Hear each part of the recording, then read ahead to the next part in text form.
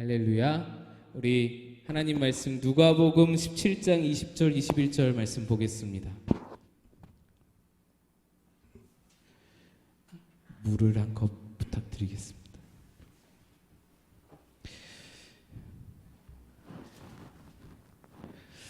누가복음 17장 20절 21절 말씀 우리 함께 읽겠습니다. 합독하겠습니다.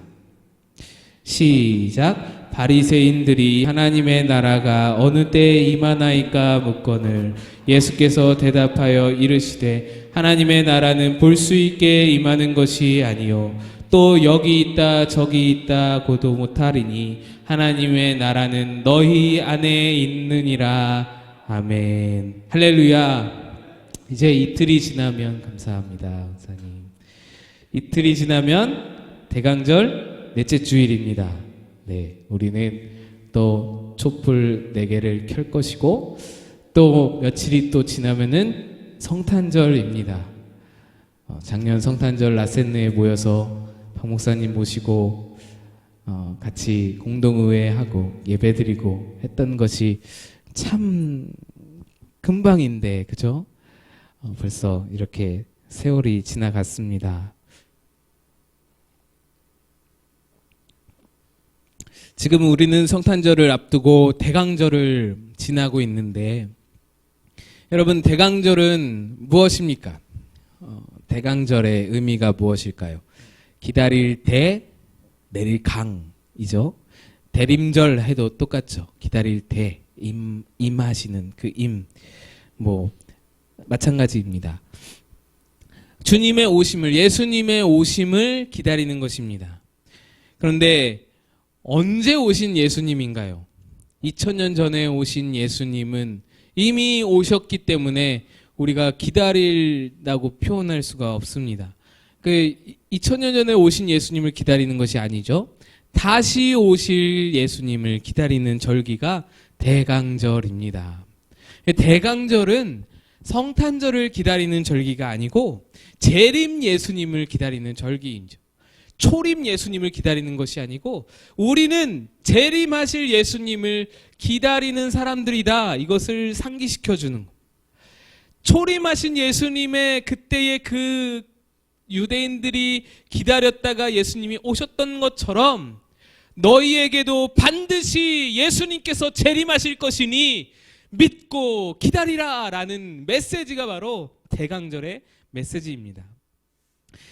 이 약속의 재림을 기다리는 것이 대강절인데 오늘 이제 성숙자반을 마무리하고 내년에 교리를 시작하기 전에 오늘 제가 무슨 말씀을 전할까 이제 2주잖아요. 오늘과 다음 주 1월부터는 제가 다른 것을 준비하고 있고 이 2주간 무엇을 전할까 고민하던 차에 제가 얼마 전에 마가복음 13장을 설교하던 것이 떠올랐습니다. 마가복음 13장을 설교할 때에 제가 그렇게 말씀드렸어요.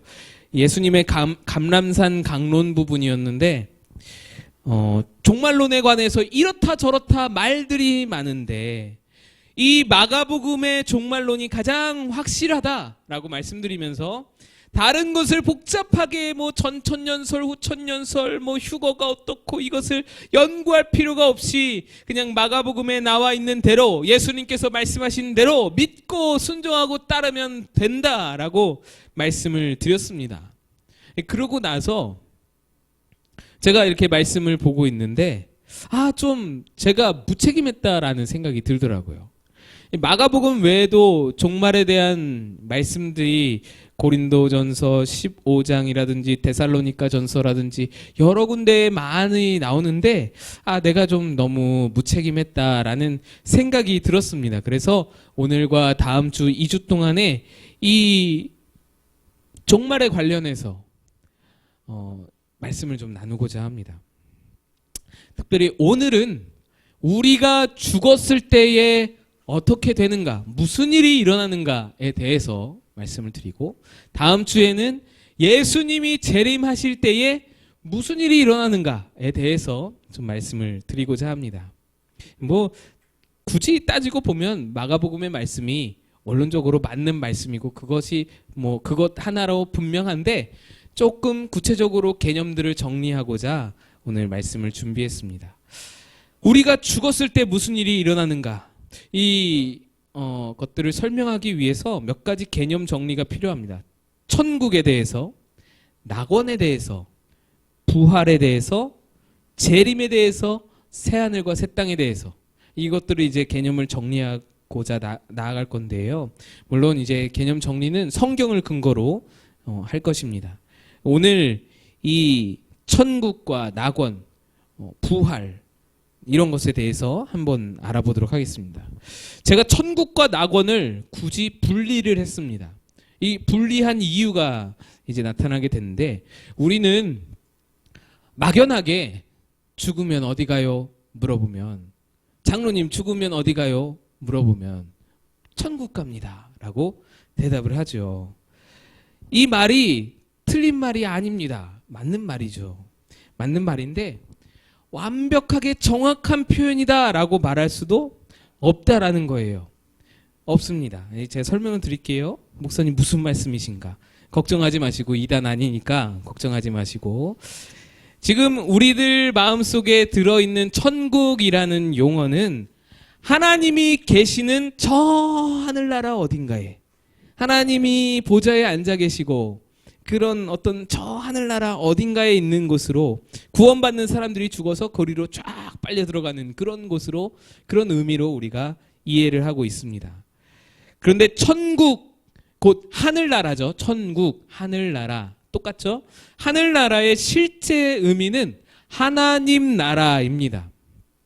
유대인들이 이런 어떤 오해를 불러일으킬 만한 일들을 행했는데 무엇이냐면, 유대인들은 하나님의 이름을 부르면 안 돼요. 함부로 부르면 안 됩니다. 십계명에 여호와의 이름을 망령되게 일컫지 말라라는 계명이 있기 때문에 그들은 이 하나님의 이름을 망령되게 막 부를 수가 없는 거예요. 막 그냥 함부로 부를 수 없는 거예요. 그래서 하나님 나라라는 말을 바꿔서 하늘나라라는 말로 사용을 했어요. 그래서 천국이라는 그 번역으로 우리 성경에 이제 들어오게 된 것이죠. 그러니까 사실은 하늘나라라는 말은 하나님 나라를 의미한다라고 우리가 생각해야 합니다. 여기서 우리는 첫 번째 오해를 좀 풀어내야 하는데, 하나님 나라는 하늘나라로 불리웠을 뿐이지 하늘 위에 저 우주 어딘가에 위치한 공간적인 어떤 물리적 공간이 아니라는 겁니다. 여러분, 지금 이 시대에, 옛날에는 그나마 그게 됐어요.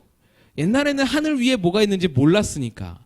근데 지금은 인공위성이 떠오르고 저기 뭐 달이고 화성이고 태양계를 막 그렇게 날아가는 그런 시대에 하늘에 하나님 나라가 있다, 이 사람들에게 먹히지를 않습니다. 그러니까 너희들이 꽉 막힌다는 소리를 듣는 거야. 이런 상황인 거예요. 하나님 나라는 하늘 위 어딘가에 있는 나라가 아니다라는 거예요. 그럼 어디 있어요, 목사님? 마태복음 12장 28절 말씀 함께 보겠습니다.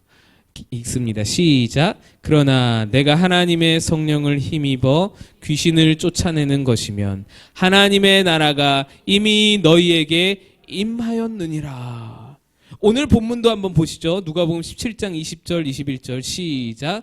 바리새인들이 하나님의 나라가 어느 때에 임하나이까 묻거늘 예수님께서 대답하여 이르시되 하나님의 나라는 볼 수 있게 임하는 것이 아니요 또 여기 있다 저기 있다고도 못하리니 하나님의 나라는 너희 안에 있느니라.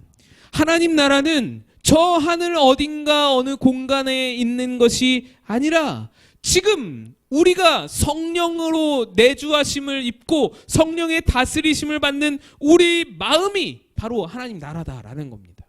하나님의 통치가 임하는 곳이 하나님의 나라다, 곧 천국이다라는 거예요. 여러분들은 천국을 이미 소유하신 하나님의 사람들이신 줄로 믿으시길 축복합니다. 하나님의 나라 곧 천국은 그리스도께서 오셔서 십자가를 지심으로 말미암아 죄를 씻으시고 성령께서 오셔서 우리를 다스리심으로 이미 우리 안에 이루어진 거예요. 이미 우리 안에 시작이 된 거예요. 그러므로 우리가 죽어서 또 다른 어떤 하나님 나라로 들어가는 것이 아니라 이미 우리 안에 하나님 나라가 들어왔고 쭉 그 나라에 살 것이다 라는 거예요. 조금 이상하죠, 여러분? 또다시 이상하죠? 이 하나님의 나라는, 조금만 참고 들어보세요. 이 하나님의 나라는 우리 안에 이미 임하셨는데 또한 완성이 됩니다. 언제? 예수님 재림하실 때에 완성됩니다. 예수님 재림 때에 이 나라가 완성되어서 우리는 지금부터 계속해서 영원까지 하나님 나라에 거하며 사는 거예요. 하나님 나라는 그러니까 이것을 바꿔야 됩니다. 공간적인 개념이 아니라 추상적인 하나님의 통치가 임하는 그 모든 공간을 하나님의 나라라고 부른다. 그리고 예수님 재림 때에 완성되고 지금은 지어져 가는 중이다. 이미 우리에게 하나님 나라가 임했고 또 앞으로 하나님의 나라가, 완성된 하나님 나라가 임할 것이다. 이것이라는 거예요. 그러면 우리가 죽어서 천국 갑니다 라는 말이 목사님 틀렸다는 말입니까? 그건 아니에요. 그건 아니라는 거예요. 하나님 나라는 굉장히 포괄적인 개념이라서 지금도 우리는 하나님 나라에 살고 있고 죽어서도 하나님 나라에 살 것입니다. 또 예수님 다시 오실 때에도 하나님 나라에서 우리가 살 거예요. 그럼 여러분 마음속에 지금 계속 의문이 드시죠? 아니 그러면 우리가 죽어서 육체는 땅에 묻히고 영혼이 어딘가로 가야 할 텐데 그곳은 어디라는 말입니까?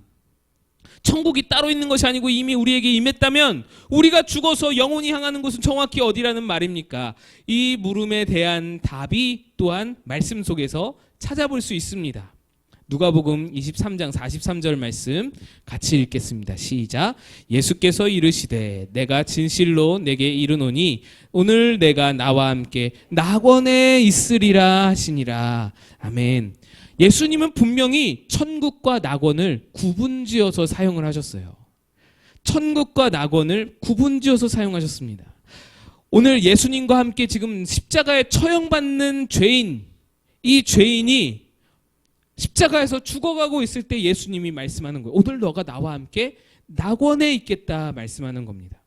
이 낙원이라는 말은 헬라어로 파라에이소스라는 말이에요. 이 말에서 영어 파라다이스가 나왔습니다. 본래는 정원이라는 뜻인데 성경에서는 그러니까 에덴 동산을 의미하는 것 같은 그런 용어가 바로 이 낙원입니다. 그곳에 지금 이 십자가에 같이 달린 이 죄인에게, 죄수에게 예수님이 말씀하는 거예요. 너가 오늘 낙원에서 나와 함께 있겠다. 낙원에 그러면 최소한 누가 있어요? 이 죄인과 또 누가 있어요? 예수님이 계시다는 거예요. 여러분, 사람이 죽으면 영혼이 낙원에 간다라는 겁니다. 하나님께서 계신, 예수님께서 계신 낙원에 간다라는 거예요. 그것도 분명 하나님 나라가 맞죠. 천국이 맞습니다. 그런데 우리가 조금 용어에, 개념에 조금 차이가 있을 수 있다라는 것이죠. 바울도 낙원이라는 단어를 사용했어요. 고린도후서 12장 4절 말씀 같이 읽겠습니다. 시작. 그가 낙원으로 이끌려 가서 말로 표현할 수 없는 말들을 들었으니 사람이 가히 이르지 못할 말이로다. 아멘. 이 말씀은 바울이 지금 몸을 떠나서 영혼이 셋째 하늘, 우리 흔히 삼층천이라고 하죠. 셋째 하늘에 이끌려지는 그런 신비한 경험을 했습니다. 여기서 셋째 하늘이다라는 것은 무슨 성층권, 오존층, 그 위에 이런 층을 말하는 것이 아니라 실제적인 어떤 층을 말하는 것이 아니고 차원을 말하는 거예요. 차원. 지금 우리는 3차원 세계에 살고 있는데 이 3차원 세계가 아닌 우리는 볼 수 없는, 우리의 눈으로 확인할 수 없는, 물리적으로 확인할 수 없는 다른 차원의 어딘가로 바울이 끌려져 갔는데 그곳에 낙원이 있음을 발견했다라는 겁니다. 낙원이라는 거예요. 에덴 동산과 같은 그런 낙원이 펼쳐져 있었다라는 겁니다. 이것을 바울도 낙원이라고 표현을 하는 거예요. 천국이라고 말하지 않고 낙원이라고 말을 하는 겁니다. 사도 요한도 낙원을 말했습니다. 계시록 2장 7절 말씀 같이 읽습니다. 시작. 귀 있는 자는 성령이 교회들에게 하시는 말씀을 들을지어다. 이기는 그에게는 내가 하나님의 낙원에 있는 생명나무의 열매를 주어 먹게 하리라. 아멘. 사도 요한도 하나님 나라 천국과 낙원을 구분지어서 사용을 했어요. 이렇게 성경 곳곳에서는 이 묘사하는 이 죽은 후에 영혼이 머무는 곳, 우리의 영혼이 죽은 후에 머무는 곳은 낙원이라고 말합니다. 세상을 떠나서 이 낙원에 머무르는 삶, 이것이 있다라는 거예요. 여기서의 특징은 아까 예수님께서 죄수에게 말씀하신 것처럼 이 낙원의 특징은 예수님이 함께 하신다라는 거예요. 예수 그리스도와 그곳에서 함께 머문다라는 것입니다. 이때 성도들은 고단한 육체를 벗어놓고 영으로 그리스도와 함께 거하면서, 영으로 거하면서 안식을 하게 됩니다. 우리의 육체는 땅에서 썩어져 가고 있겠죠. 우리가 죽은 후에 땅에서 이제 흙으로 다시 돌아가게 될 텐데, 우리의 영은 그리스도와 함께 낙원에 이르러서 거기서 안식을 누린다라는 거예요. 안식을 누리는 상태 때문에 신약 성경은 종종 성도의 죽음을 잠들었다라는 표현을 씁니다. 제가 그 말씀도 준비했는데 읽지는 않겠고요. 넘어가서 잠들었다라는 표현을 쓰는데, 이 잠들었다라는 표현 때문에 낙원에 있는 성도들이 의식이 없는 상태다라고 말을 하는 사람들이 있어요. 종종. 근데 잠들었다는 표현은 육체를 벗어났다라는 그런 비유적인 표현이지, 그래서 진짜로 이렇게 의식이 없고 그런 상태가 아닙니다. 안식하고 있는 거예요. 영혼이 그리스도와 함께 안식하고 있는 거예요. 낙원에서. 여러분, 그래서 죽음을 두려워하지 마시기를 축복합니다. 죽음은 낙원으로 가는 통로인 거예요. 죽음은 낙원으로 향하는 하나의 관문인 거예요. 그리스도인들에게는 이 믿음이 있어야 하는 것이죠. 죽음은 우리에게 두려운 것이 아니라 새로운 시작인 것이죠. 낙원에서 그리스도와 함께 거하는, 안식하는, 이 피곤한 육체, 이 무거운 짐들 다 벗어 던지고 안식하는 거예요. 바울도 그런 말을 하죠. 내가 그리스도와 함께 낙원에 이르는 것이, 내가 원함은 그것이 내게 정말로 더 좋은 일이지만, 내가 너희들을 생각하면 내가 빨리 쉽사리 갈 수가 없다. 너희들을 생각하면 내가 빨리 가고 싶지만 갈 수가 없다. 너희들에게 유익하기 위해서, 너희들에게 유익을 위해서 내가 이 자리에 남아있는 것이다. 이런 말을 우리 고린도서에서 하는 것을 보게 되는 것이죠. 낙원이 그런 의미다라는 것입니다. 이것이 천국과 낙원의 정확한 개념이다. 하나님 나라는 이미 우리에게 임했고, 낙원도 하나님의 나라고, 예수님 재림 후에 임하실 나라도 하나님 나라다. 하나님 나라는 이제 시작이 되었고, 이제 예수님 재림 때 완성이 될 뿐이지 끝까지 계속되는 거예요. 하나님 나라는 아무도 하나님 나라를 건들 자 없고 하나님 나라를 흔들 자 없다고 했습니다. 하나님 나라는 무너지지 않는다고 했어요. 하나님 나라는 끝까지 가는 거예요. 우리는 계속해서 그 나라 안에, 하나님의 통치 안에 거하게 되는 겁니다. 여러분들의 삶에 하나님 나라가 있다는 것을 믿으셔야 돼요. 하나님 나라가 이미 내 안에 임했다라는 것을 믿으셔야 돼요. 자꾸만 그 나라를 소망하고 그 나라가 내 삶 가운데도 계속해서 퍼져나가기를 바라시고 그것을 노력하여서 그 하나님의 나라를 펼쳐가셔야 되는 거예요. 그게 우리의 사명입니다. 이 땅 위에 하나님 나라를 자꾸만 펼쳐가는 것이 우리의 사명인 거예요. 내 안에만 간직하고 내 안에만 있게 하고 그러면은 좋을 것 같죠? 하나님 나라는 특징이 나만 간직하려고 하면은 나에게서도 점점 사라지는 게 하나님 나라의 특징이에요. 내가 예수를 믿는데 괴로움 가득한 거예요. 내가 예수를 믿는데 그냥 마음이 그냥 고달픈 거예요. 왜 그래요? 이기심 때문에, 이기적인 마음 때문에 그런 거예요. 하나님 나라는 자꾸 펼쳐야 되는 거예요. 펼쳐야 되는 거예요. 그 하나님의 나라를 누리는 여러분의 삶이 되시기를 축복합니다. 그리고 마지막으로 우리 부활이라는 개념을 좀 짚어보겠습니다. 우리가 죽으면 육은 흙으로 돌아가고 영은 낙원에 이르게 됩니다. 그런데 예수님께서 재림하실 때에 우리의 영혼은 새로운 육신을 입게 된다라는데, 우리가 부활을 한다 그러잖아요. 그럼 우리 육신이 어디 있나요? 이 질문이 가능하죠. 우리의 육신은 어때요? 이미 우리 자녀들에게 뭐라고 유언하세요? 화장해라. 하실 거잖아요. 안 돼, 화장하면 안 돼. 옥체 다 보존해가지고 꼭꼭 싸매가지고 잘 모셔놔, 이럴 분이 안 계시잖아요. 다 이 육체가 썩어져서 흙으로 돌아간다라는 믿음이 우리 안에 있잖아요. 그러면 어떻게 부활합니까? 하나님이 우리를 위해 새로운 육신을 준비하고 계시다. 이것이 우리의 또한 믿음이잖아요. 부활은 지금 이 몸뚱이로 하는 것이 아니라 새로운 육체를 우리에게 주셔서 부활체라고 하죠. 그 새로운 육체로 부활하는 것이다. 말씀을 봅시다. 우리 고린도전서 15장. 15장은 부활장이라고 불리우는 그런 말씀인데요. 이 부활의 개념을 보기 위해서 35절로 38절 말씀, 네, 함께 읽겠습니다. 시작.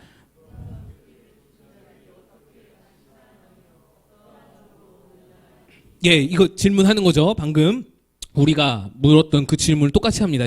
읽습니다. 시작. 36절 시작. 어리석은 자여, 내가 뿌리는 씨가 죽지 않으면 살아나지 못하겠고, 또 내가 뿌리는 것은 장래의 형체를 뿌리는 것이 아니요 다만 다른 것의 알맹이 뿐이로되, 하나님이 그 뜻대로 그에게 형체를 주시되 각 종자에게 그 형체를 주시느니라. 이게 무슨 말이냐면, 묻는 거예요. 죽은 자들이 어떻게 다시 살아납니까? 어떤 몸으로 옵니까? 그랬더니, 어리석은 자야, 네가 씨를 뿌리면 그 씨가 그 땅에 묻혀서 죽지 않느냐? 죽고 나서는 어떠한 모습으로 다시 태어나느냐? 씨앗과는 전혀 다른 모습으로 다시 살아나지 않느냐? 그 말하는 거예요.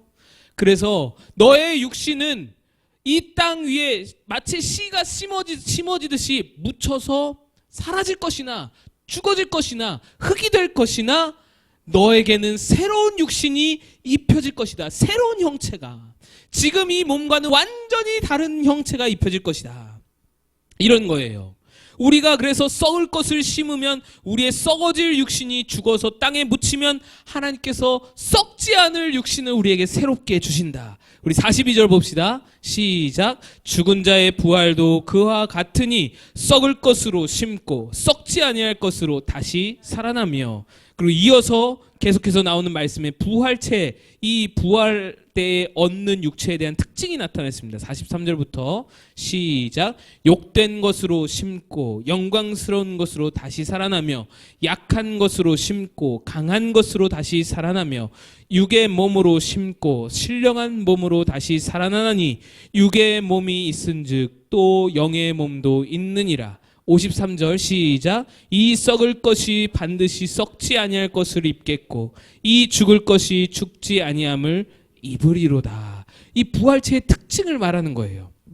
첫째로 우리의 육의 몸은 욕된 것이지만 부활체는 영광스럽다. 욕되다 뭐예요? 부끄럽다라는, 부끄럽다. 부끄러운 육체라는 거예요. 우리의 육체는 드러내놓기 부끄럽다라는 표현도 되지만, 그저 여러 가지 연약함이 많고 부족함이 많고 병도 많고 뭐 그런 더러운 것이 우리 육체에 많아서 부끄러운 것이 우리의 지금의 육체, 욕된 것이다 라는 것인데, 새로 우리에게 임할 부활체는 그런 부끄러울 것이 없는 영광스러운 육체다라는 거예요. 또 약한 것으로 심고, 얼마나 연약해요. 질병이 끊이지 않고 계속해서 기침을 하고 계속해서 가래가 끓고 눈이 잘 안 보이고 넘어져서 다치고 우리의 장기들이 계속 망가져 가고 계속해서 의사와 약의 치료를 받아야만 연명할 수 있는 그런 삶, 연약한 육신인데 강한 것으로, 그래야 해서 질병도 없고 죽지도 않고 다시는 다치지도 않을 그 육신으로 다시 살아난다라는 것입니다. 또 육의 몸으로 심고 신령한 몸으로 다시 살아나니 육의 몸이 있은즉 또 영의 몸도 있느니라. 이 썩을 것이 반드시 썩지 아니할 것을 입겠고 죽을 것이 죽지 아니함을 입으리로다. 썩는 것인데 내 육신은, 죽는 것인데 그 새로운 육체는 죽지 않고 썩지도 않는다라는 겁니다. 영원토록 보존되며 영원토록 영생할 수 있는 육체를 우리가 누리게 된다라는 겁니다. 그런데 여러분, 이런 질문이 있을 수 있어요. 그러면 예수님께서 재림하실 때에 죽은 자 말고 예수님 재림 때에 살아있는 자들도 있을 거 아닙니까? 그들은 어떻게 됩니까? 그에 대해서도 성경이 친절히 답을 하고 있죠. 51절 52절입니다. 고린도전서 51, 52절 시작. 보라, 내가 너희에게 비밀을 말하노니 우리가 다 잠잘 것이 아니요 마지막 나팔의 순간에 호련히 다 변화되리니 나팔 소리가 나매 죽은 자들이 썩지 아니할 것으로 다시 살아나고 우리도 변화되리라. 하나님께서 나팔을 뿌 부르시면 천사들이 불겠죠. 천사들이 나팔을 뿌 불면 예수님 재림의 순간에 살아있는 자들은 나팔 소리와 함께 어떻게 된다? 변화된다라는 겁니다. 이 육신을 벗고 새 육신을 입으며 변화된다라는 거예요. 죽은 사람들, 그 전에 죽었던 사람들은 영혼이 낙원에 거하다가 그 영혼이 부활체의 육체를 입게 되는 것이고, 살아있는 사람들은 이 몸을 벗고 새로운 부활체로 변화되는 것이고, 이 두 가지 예수님 재림 때에 우리 가운데 일어날 놀라운 비밀이 여기에 있다라는 것입니다. 여러분, 이 부활체, 이 부활의 신앙, 이것을 여러분들이 간직할 때에 우리는 소망을 가질 수 있습니다. 우리의 믿음이 굳건할 수 있어요. 부활의 신앙이 여러분, 초대교회의 모든 사람들이 그 핍박 속에서 목에 칼을 들이대고 예수를 믿을 거냐 안 믿을 거냐, 죄송합니다 여러분, 이 몸을 톱으로 켜임을 당하면서 그 고난 가운데서 너 예수 지금이라도 부인하면 이 톱질을 중단하마. 우리 영화에서도 나오잖아요. 요 썰고 뭐 그러잖아요. 그 고통을 당하면서 예수를 부인하지 않았던 이유, 뭐 멀리 갈 것도 없어요. 옛날 초대교회 갈 것도 없습니다. 우리나라에도 이 공산당들과 또 일제 치하에서 얼마나 많은 신앙인들이 그렇게 신앙을 지켰는지 몰라요. 제가 저기 전라도 어디죠? 제가 다 잊어버렸는데 거기를 찾아가 봤어요. 그 순교자들이 많이 나온 교회들이 한 두어 군데 있어요. 전라남도 어딘데 그 교회들 이렇게 가보니까 거기에 이렇게 다 온 교회 성도들이 다 죽은 거예요. 다 같이 이 공산당들에 의해서 죽음을 당했어요. 그래서 거기 다 이렇게 그림을, 사파를 그려놓고 영상을 만들어 놓고 그렇게 전시를 해놓고 그랬는데, 이 목에다가 큰 돌을 매달고는 바다에서 총을 겨누고는 들어가라 그러는 거예요. 계속 밀어넣는 거예요. 그런데 엄마랑 딸이 같이 들어가는 거예요. 들어가는데 엄마가 묻는 거예요, 딸에게. 얘야, 무섭지 않느냐? 엄마, 괜찮습니다. 저는 예수님과 함께 부활해서 하늘나라에 거하게 될 것이니 저는 두렵지 않습니다. 이 믿음을 가지고 나아가는 거예요. 엄마가 그래 됐다. 그러고는 같이 우리 조금 있다가 만나자. 그러고는 물속에 들어간다라는 거예요. 여러분, 이게 이 부활신앙이요, 위력을 발휘하는 거예요. 놀라운 위력을. 이 위력을 우리가 간직해야 하지 않겠습니까? 이게 우리 선조들의 믿음이었단 말이죠. 이 부활의 신앙이 우리 대강절 이 기간에 우리에게 주시는 메시지가 바로 이거예요. 너희는 예수님 재림하심을 왜 기다리냐? 왜 기다리냐? 그날에 너희가 부활할 것이기 때문에, 그날에 너희가 부활체를 입고 변화되게 될 것이기 때문에, 지금 이 세상 가운데서 너무나도 힘들고 지치고 아프고 너무나도 어렵고 그것들을 우리가 이겨낼 수 있는, 믿음으로 극복할 수 있는 힘이 어디 있습니까? 이 부활신앙인 거예요. 이 바울 사도가 고린도전서 15장 이 부활장을 말씀하시면서 마지막에 성도들에게 이렇게 권면합니다. 우리 이 말씀을 읽으면서 오늘 설교를 좀 마무리하고자 합니다. 15장 57절 58절 말씀 우리 같이 한번 읽겠습니다. 시작. 우리 주 예수 그리스도로 말미암아 우리에게 승리를 주시는 하나님께 감사하노니 그러므로 내 사랑하는 형제들아 견실하며 흔들리지 말고 항상 주의 일에 더욱 힘쓰는 자들이 되라. 이는 너희 수고가 주 안에서 헛되지 않은 줄 알미라. 아멘. 여러분의 수고가 절대로 헛되지 않은 줄로 믿습니다. 그러므로 견실하여 흔들리지 말라. 우리 하나님의 말씀에 여러분 소망을 갖고 부활신앙을 갖고 나아가는 여러분 되시길 축복합니다. 기도하겠습니다.